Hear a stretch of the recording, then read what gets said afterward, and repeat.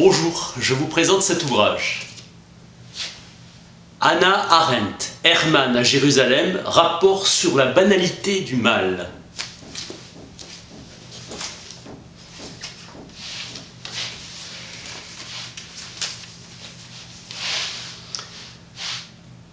Pourquoi ne pas s'être révolté? Représentation de banalité du mal d'Hermann et collaboration des Juifs à leur propre extermination. La bureaucratie nazie, impersonnelle et interchangeable. Non pas démon, mais machine de mort. Procès du procès. Sans la coopération des victimes, les bureaucrates n'auraient pu liquider tous ces Juifs. L'énigme de l'absence de pensée d'Hermann. C'est le procès de ses actes et non des souffrances des Juifs. La justice autorise le chagrin plutôt que la colère. Seul un tribunal juif pouvait rendre justice aux Juifs. Un Juif ne peut épouser une non-juive. Un Juif ne peut vivre qu'en Israël en toute sécurité. Voici le monstre responsable, procès théâtral qui dégénéra en un spectacle sanglant. La défense ne constitua pas les témoignages. Les Juifs sont allés à la mort comme à l'abattoir. Il faut que notre jeunesse se rappelle contact entre les organisations juives et la bureaucratie nazie. La communauté juive allemande a mis de la bonne volonté à négocier avec les nazis, négociation réaliste. Et discutable, l'aide concrète préférable à une dénonciation abstraite. Aider les Juifs à s'échapper et aider les nazis à les déporter. Les Juifs se laissèrent exterminer à cause des représailles sur les autres. Une attaque égale une représaille plus sanglante. Seuls les très jeunes avaient héroïquement osé.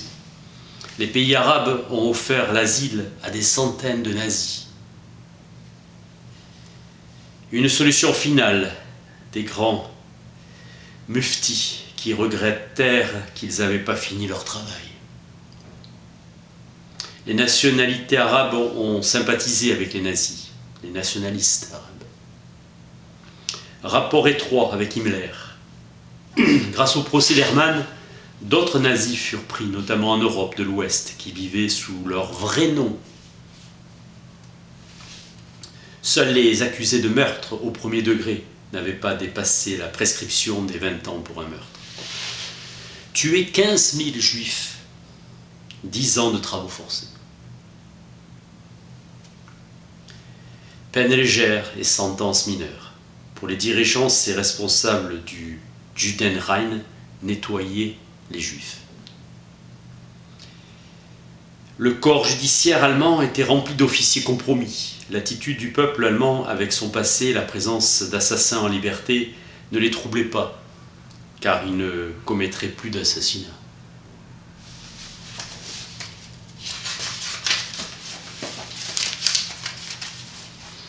Dénicher un criminel qui vit en pleine prospérité est délicat. La complicité était omniprésente, complice. Tous exécutaient les ordres d'Hitler. Destin de l'antisémitisme. En Égypte, Hussein Zulfikar Sabri pensait qu'Hitler était innocent. Mais victime des sionistes, les sages de Sion. L'obligeant à perpétrer des crimes pour obtenir un État d'Israël. Hermann se sent coupable devant Dieu et non devant la loi. Sous le système juridique nazi, il n'avait rien fait de mal. Acte d'État et non de crime.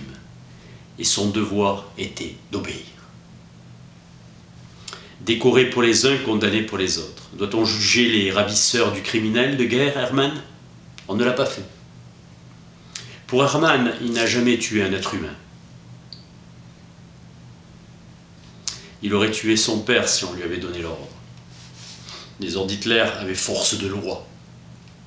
Il ne regrettait pas les remords, c'est pour les enfants. En payant, et les Juifs pouvaient acheter leur liberté. Parfaitement conscients de la nature criminelle des actes, mobiles ignobles. Sans mauvaise conscience d'exécuter les ordres.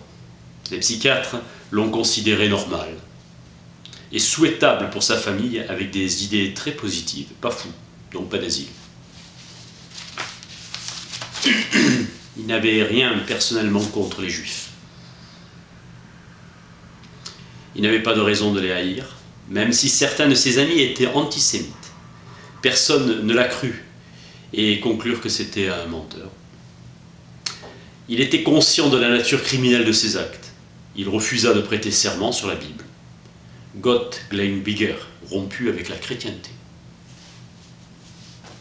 Dieu a une place dans la hiérarchie militaire. Le porteur d'ordre, le messager, avait une grosse responsabilité.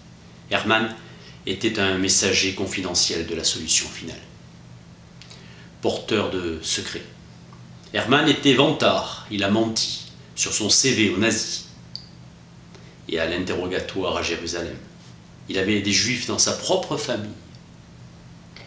Il rentrait au Parti national-socialiste, il devint membre.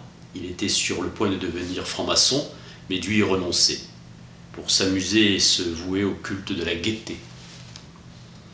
Il n'entra pas chez les nazis par conviction et n'adhéra jamais aux idées, mais à cause du traité de Versailles et du chômage, il a été avalé par le parti.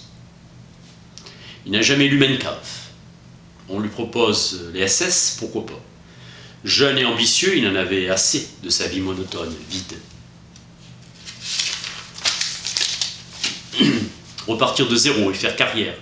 Il devina vite que tout allait mal finir, et répugnant son travail.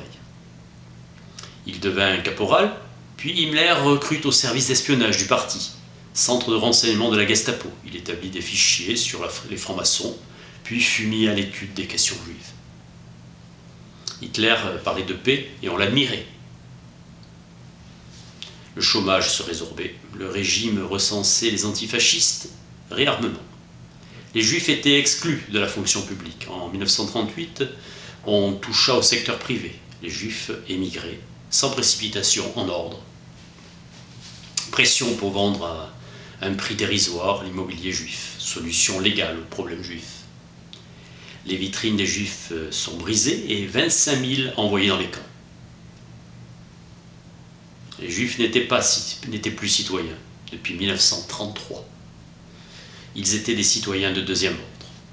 Le yiddish est un ancien dialecte allemand, écrit en lettres hébraïques. Hermann ne connaissait pas le programme d'Hitler. Il devint sous-lieutenant, promu à l'immigration forcée.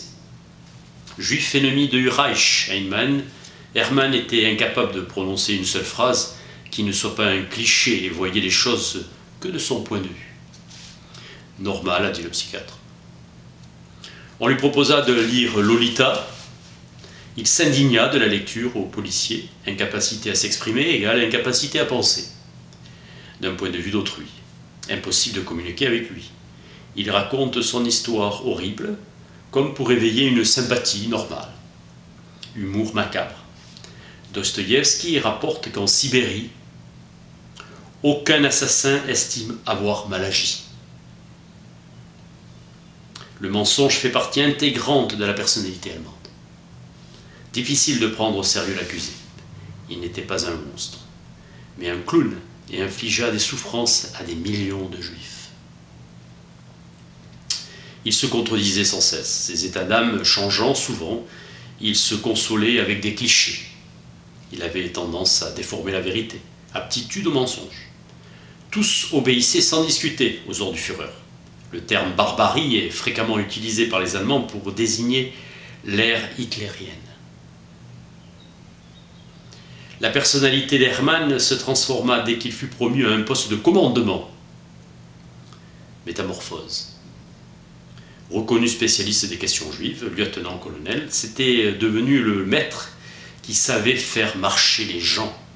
Mobile de Göring, le modèle de Göring. Le régime nazi ne devint ouvertement totalitaire et criminel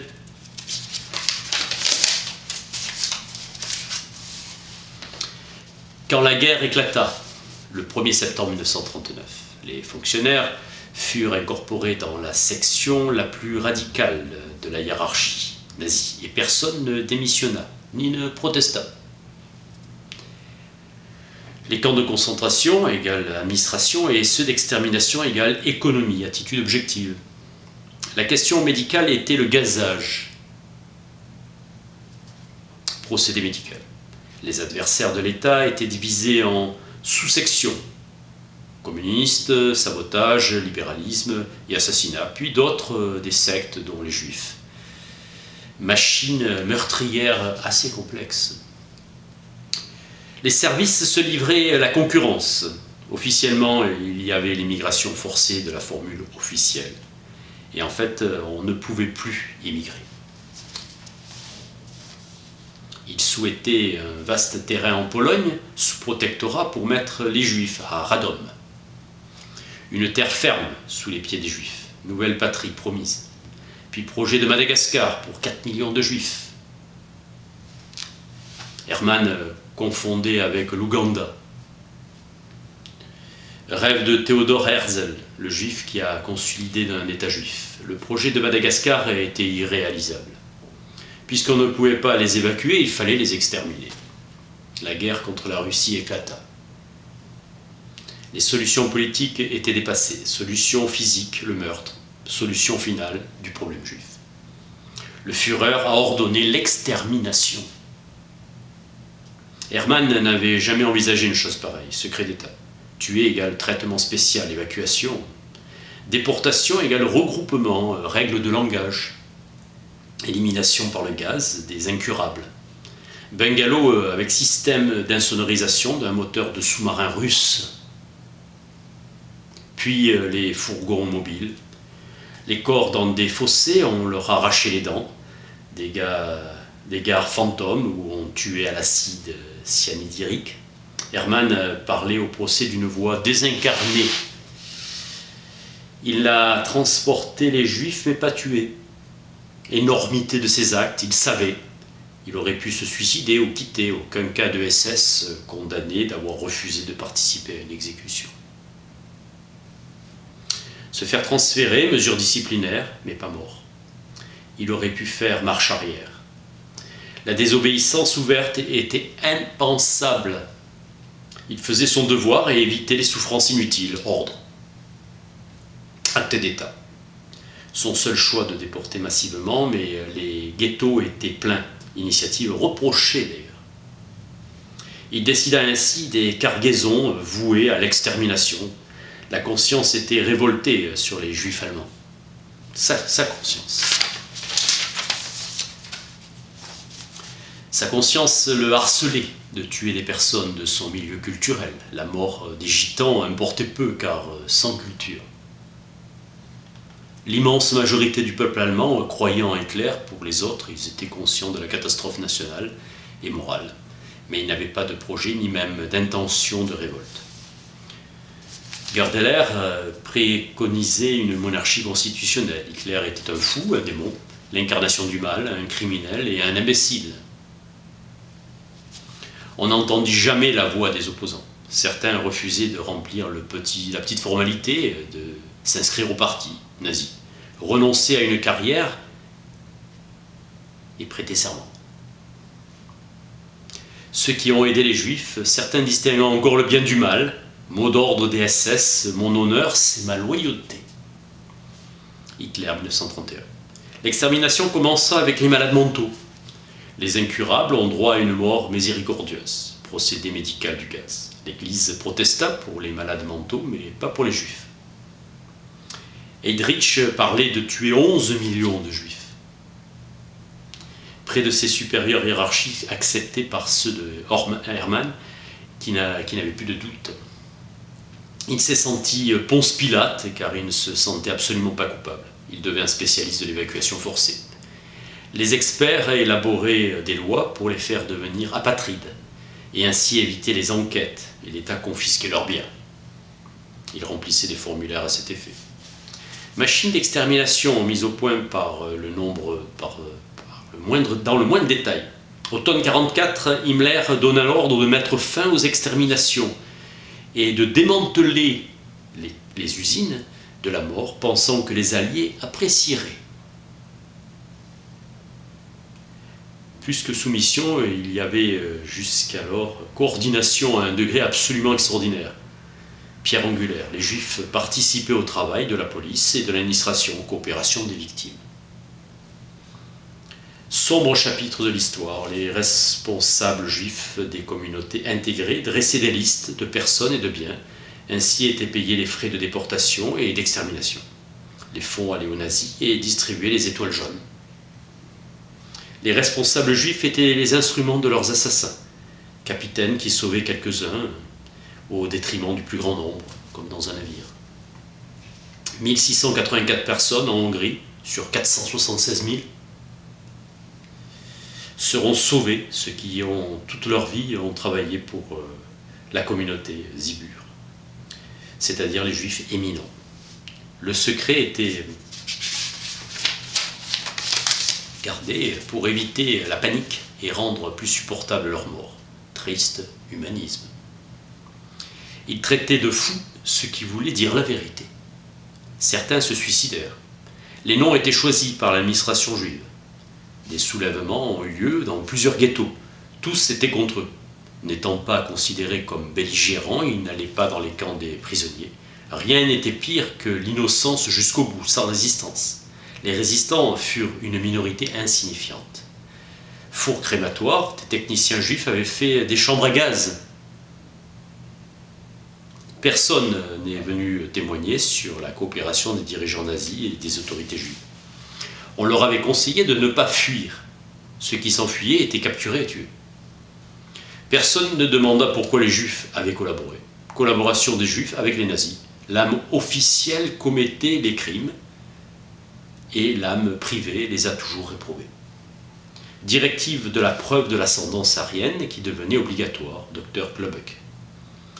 Ils proposèrent de stériliser les demi-juifs, les modérateurs. Pareil pour les femmes tchèques en maillot de bain et non pas nues comme prévu pour celles qui désiraient épouser des soldats allemands. En France, camp de Gurs, dans le Midi, pire qu'en Pologne. Un prêtre catholique osa prier publiquement pour tous les juifs et demander à les rejoindre à l'Est, déportés. Il mourut en cours de route. Le prévôt du chapitre, Bernard Lichtenberg, de la cathédrale de Saint-Edwige. Hermann déclara que personne ne vint lui reprocher de faire ce qui a été son devoir. Aucune objection. C'est un effondrement moral de la bonne société juive. Condamnation des juifs ordinaires. Pour les nazis, un juif était un juif, créant l'illusion et finissant par faire admettre à tous cette fatalité. Orgueil, après la guerre d'avoir sauvé les juifs éminents.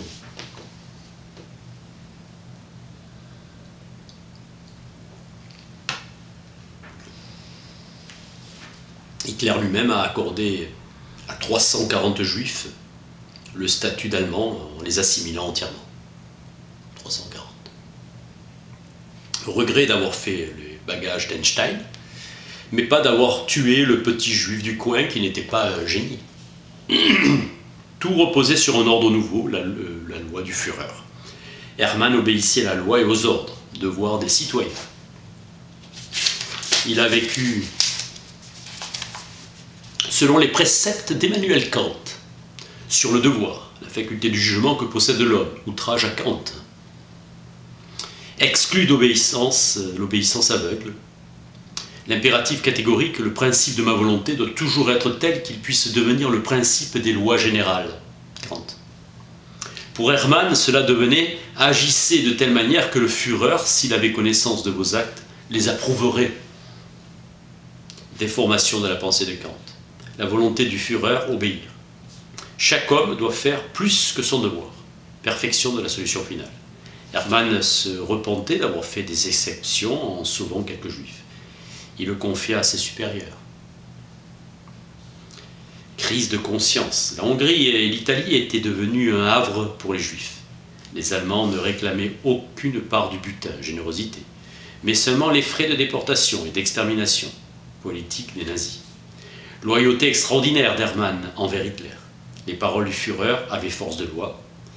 Pas la peine de les écrire. Les généraux honorables servaient un assassin loyalement. Ce n'est pas un soldat jugé son chef suprême, c'est à l'histoire ou à Dieu. La loi les avait tous transformés en criminels. Un ordre est limité dans le temps, une parole du Führer ne l'est pas. Manie de la perfection des Allemands. Inextricable appareil bureaucratique du Troisième Reich. Hermann était une courroie de transmission sur le combien et où. Pour Hitler, la solution finale était une priorité dans ses objectifs. L'antisémitisme était apprécié à l'Est. Les Scandinaves étaient contre. La première déportation juive a eu lieu à Stettin le 13 février 1940. Pour 1300 d'entre eux, des juifs allemands, car on avait besoin de leurs appartements. Rien dans le traité d'amnistie franco-allemand stipulait que les zones sud seraient un dépotoir à juifs. C'est ainsi que l'idée de séparer les juifs avec relation était séparée de la masse anonyme.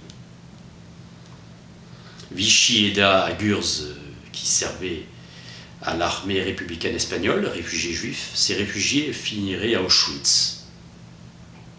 Les nazis aimaient généraliser. La faute à qu'aucun pays n'était prêt à admettre les juifs. D'où la catastrophe. Gürz, où était internée Hannah Arendt, l'auteur, comme indésirable, le 30 juin 1943, le Reich fut déclaré Judenrein. La France a aidé les Allemands et ont été particulièrement compréhensifs. Loi anti-juive de Vichy. Laval, Premier ministre de Pétain, s'en réjouissait. Il ne savait pas que les regrouper à l'Est signifiait les éliminer. Accord négocié à l'échelon le plus élevé entre la France et l'Allemagne. La Hollande fut le seul pays où les étudiants se mirent en grève quand les professeurs juifs furent renvoyés. Le peuple hollandais était hostile aux lois anti-juives. Les pays scandinaves étaient réfractaires aux mesures radicales comme l'Italie et la Bulgarie. Les Danois se plaignèrent. Mussolini n'avait pas confiance dans l'Allemagne, ni beaucoup d'admiration pour Hitler. Sabotage italien de la solution finale. Les Italiens faisaient semblant de tenir leurs promesses. En automne 1943, l'Italie déclara la guerre à l'Allemagne et puis entrer dans Nice. 10 à 15 000 juifs se cachaient à Monaco. Mais il n'y avait plus de juifs à Monaco. Enfuis en Italie ou par les montagnes en Suisse ou Espagne. Hermann envoya un dur, parmi les durs, Alois Brunner à Nice, puis à Marseille. La police française avait détruit toutes les listes de juifs recensés quand Brunner arriva. Hermann, Müller était le patron d'Hermann. À l'automne 1943, vint en toute hâte sur la Côte d'Azur. On lui dit que Monaco cachait des juifs sur une population de 25 000 habitants. Le RSHA se mit à leur recherche, plaisanterie. Mussolini sauva les juifs et à sa façon promulgua finalement des lois larges qui les épargna. Exemple, membre du parti fasciste avec un des parents suffisait pour le sauver. En Italie, les mesures prises à l'encontre des juifs étaient très impopulaires, humanisme généralisé. Les Allemands ont lâché du lest, comme toujours, lorsqu'ils rencontraient une résistance sérieuse. Les Croates payaient aux Allemands 30 Deutschmark par juif déporté en échange de tous leurs biens, dans le cadre du principe territorial. L'État héritait de tout bien de juifs assassinés sur son territoire, quelle que soit la nationalité. Les hommes d'affaires allemands pouvaient acheter leurs biens aux juifs directement avant qu'ils ne fussent déportés. Les Allemands avaient ajouté qu'ils transformaient en ariens d'honneur tous les juifs qui contribuaient à la cause croate, exemptaient les juifs très riches qui se séparaient de leurs biens. Les dirigeants croates étaient mariés à des juifs. Les assimilés survivaient. La Serbie s'y refusa, on ne déporta pas de juifs. L'armée fusilla tous les juifs du sexe mâle. Le pays règle le problème Tziganes, de la même manière, la seule issue pour eux était de devenir maquisards. RSHA, Reichssicherheitshauptamt, office central de sécurité du Reich. La population à Sofia avait pris parti pour les Juifs. Aucun quitta la Bulgarie. Dieu seul décide du sort des Juifs et des hommes, n'ont pas le droit à les torturer ni à les persécuter. Hilberg. Le Vatican n'alla jamais aussi loin que l'archevêque de l'Église orthodoxe en Grèce. Indifférence de la population, commando de la mort. Puisqu'il fallait faire ces choses-là, autant que cela soit fait en bon ordre. La Roumanie était le pays le plus antisémite d'Europe. Ils ont même exposé les cadavres dans les boucheries juives. Les Roumains recevaient de l'argent, 6500 francs, par personne. Les Juifs pouvaient ainsi émigrer en pleine guerre en Palestine. Les Hongrois suivaient l'Italie, croix fléchée. L'Église catholique exerçait une grande influence. Les Slovaques sont catholiques, les nazis étaient anti-chrétiens, aussi anti-chrétiens. Le Vatican éclaira le clergé local du sens du mot regroupement et les déportations devinrent très impopulaires. Plus rien ne se fit. Avant la fin de la guerre, la bureaucratie SS était occupée à contrefaire et détruire les papiers de 6 années d'assassinat. Le paradoxe d'Auschwitz, les Juifs avaient commis un crime et furent épargnés. La loi allemande exigeait qu'on ne pouvait quitter le territoire avec plus de 10 Deutschmark. Fouillés, on les enlevait. Toute personne qui protestait disparaissait. Régime totalitaire. Les SS purent échapper d'Allemagne grâce à Odessa, un organisme clandestin formé par d'anciens SS. Un prêtre franciscain l'envoya à Buenos Aires. Il obtenu des papiers d'identité sous un faux nom, célibataire et non marié alors qu'il était, et avec 7 ans de moins. Sa femme le rejoint après qu'il eut écrit à celle-ci et obtint le visa. Sous son vrai nom, il se remaria, Hermann, avec sa femme. Tous fréquentaient la colonie nazie. Interviewé en 1955 par un journaliste hollandais, Hermann essayait d'abandonner l'anonymat. Il est étonnant que les services secrets ont mis plusieurs années à le prendre. Hermann dit qu'il n'avait pu échapper, qu'il n'aurait pu échapper, prendre un autre emploi ailleurs. Son faux nom et sa fausse nationalité ne l'auraient pas protégé du droit international. Il était de facto apatride. Il s'est laissé attraper, il voulait la paix avec lui-même. Le sentiment de culpabilité de certains Allemands le décida. Il n'avait plus le droit de disparaître. La peine de mort fut prononcée. Les rabbins américains demandèrent la clémence et des professeurs hébraïques de Jérusalem, mais leurs demandes furent rejetées. Quant aux jeunes Allemands qui se sentent coupables, c'est factice. Il est presque agréable de se sentir coupable quand on n'a rien fait. L'on se sent noble. La réponse, c'est l'indignation, mais cela est risqué, car l'indigné n'est pas en danger de mort. Sentimentalité. Hermann, s'il n'obéissait pas, serait probablement tué. Dignitier, sur l'échafaud, but la moitié d'une bouteille de vin rouge, refusa le pasteur protestant sous cagoule, et sans cagoule, il dit qu'il n'était pas chrétien et qu'il ne croyait pas à une vie au-delà. Nous nous reverrons, c'est le destin de tous les hommes. Et vive l'Allemagne. Et vive l'Argentine. Et l'Autriche, je ne les oublierai pas. Il a oublié si euphorique qu'il assistait à sa propre mort. La banalité du mal, le but d'un procès est de rendre justice, crime commis par des lois criminelles dans un État criminel. La fin des lois et la justice et rien d'autre. En 1935, les lois légalisaient la discrimination, déjà pratiquée par une majorité d'Allemands à l'égard de la minorité juive. La nation souveraine allemande en avait le droit, mais n'était pas conforme aux traités internationaux.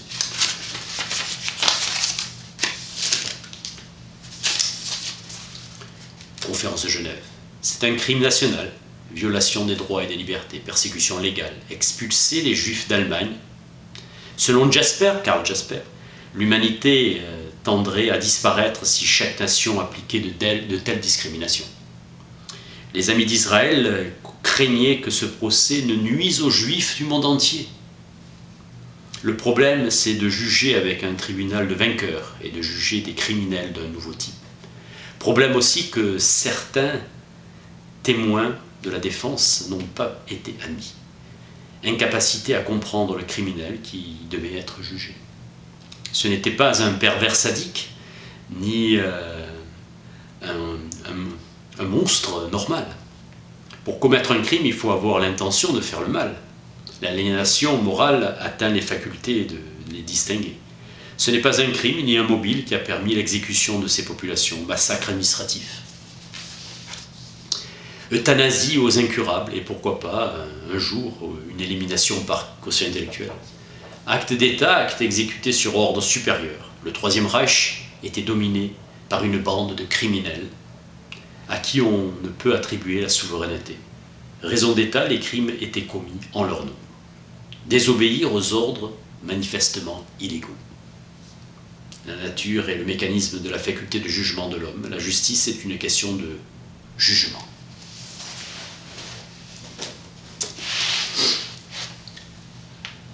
Hannah Arendt, Hermann à Jérusalem, rapport sur la banalité du mal. Merci.